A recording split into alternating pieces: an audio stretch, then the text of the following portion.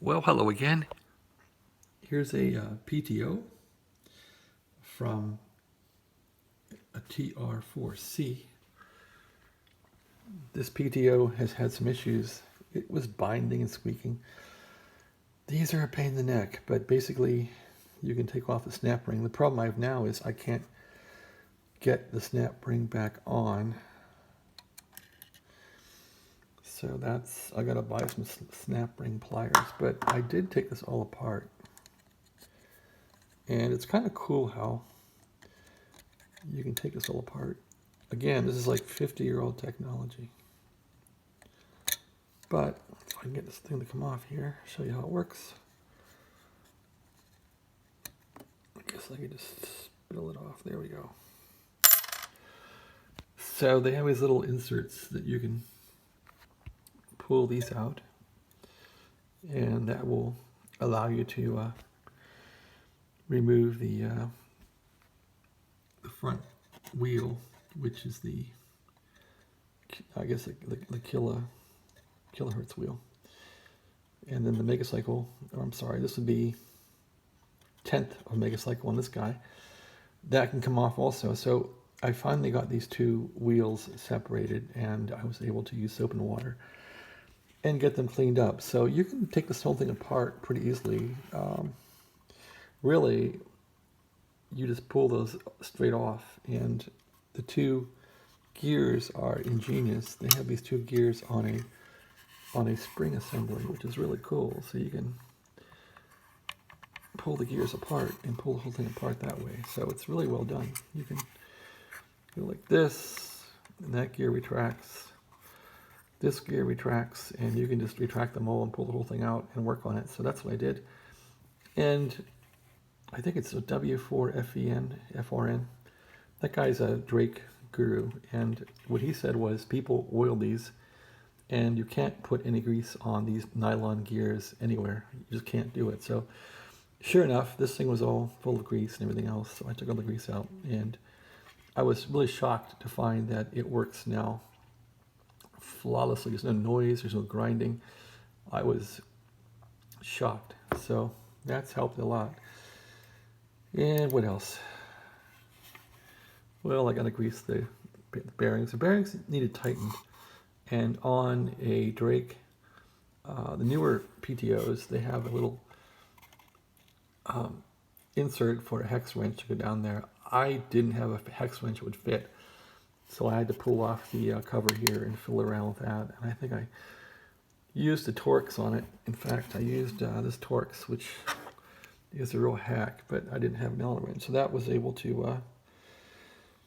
There's probably some iron filings on there, right? Yeah, that was able to tighten the bearing just enough because I had end play. So the bearing race that you can see in here, okay, the bearing race right there, that is tightened up by a screw, which probably is like a needle pushing on this shaft, and that makes it tight. So this thing is ready to go. Once I get the C-clip on there, horseshoe clip, I'm going to be all set and ready to go. So I'm really happy with how it's turned out. It doesn't grind anymore. Let's see if I can show you how it works. While it's still apart, I can't put the clip on, but I can put this rubber grommet on here like this and turn it.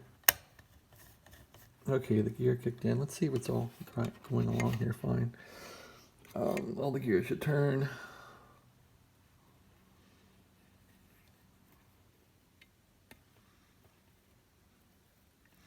That's turning. Is it working? Let's see. I can't tell. You gotta push it kind of hard because the clip's off. Yeah, it's working. So you can see they're all moving along. And notice here, there's no grinding sound at all. It's quiet. Before it would grind and squeak and all this noise. It's perfect.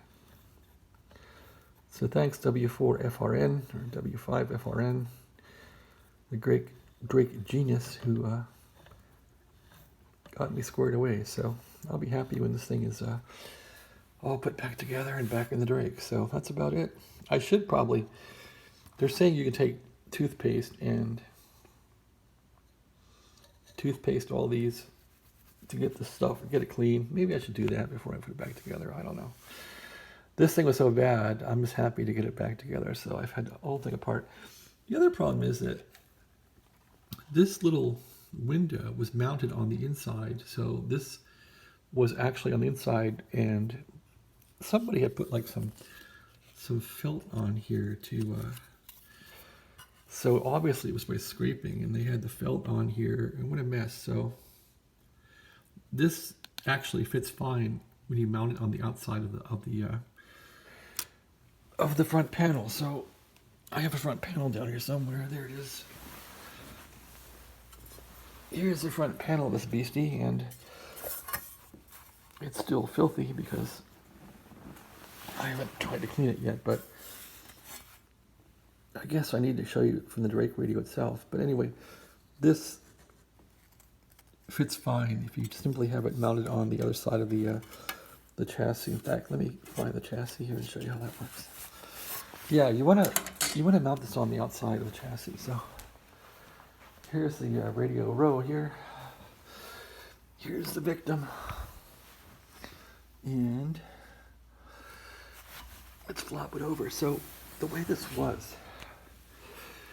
was mounted inside, which I think is wrong. So somebody had this thing mounted inside with a felt facing the two wheels, the two display wheels. So it was mounted like this, and the screws actually were coming out this way with the end of the screw. So I actually tried to mount it this way, and the way the professional says to do it is you have this red part away from the case, and you mount it like that. So all I'm going to do then is, and I've tried this works, you just mount this on here, and I don't even care what the felt, leave the felt on there. So once that's cleaned up, you mount it like that. There is enough clearance for the case for the front panel to go on, and you're all set. It shouldn't scrape. So yeah, this Drake's had some tampering because there was a lot of oil on the PTO assembly, on the gear assembly. So yeah, people have been in here screwing around. That's how it goes. Used radio, 50 years old. All right, well, thanks for watching. Yeah, who owned this radio? There was a guy that owned it. Let's see who he is. I better put this somewhere where we won't forget about it. If you put something on this rug will eat screws, it eats everything. This rug is like, and who's that motorcycle out there? Okay, so let's turn this over, and here's the guy that owned this radio. I bet he's dead. Let's see who owned this radio before. Who knows where this guy's from? All right, this guy was this guy, Robert Parker. And there's this old social. I bet he's dead. Anyway, Mr. Parker, I hope you're doing fine. All right, well, thanks for watching. Again, this is a Drake TR4C. This is my first TR4C I've encountered. Still not sure what this light's for. Is it a power light or something? It's kind of dumb, but I'm not sure why that light's even there. Voice blinker light? I don't know what it means. Anyway, yeah, this thing's been filthy. I've been slowly bringing it back to life. Thanks for watching. Have a great day.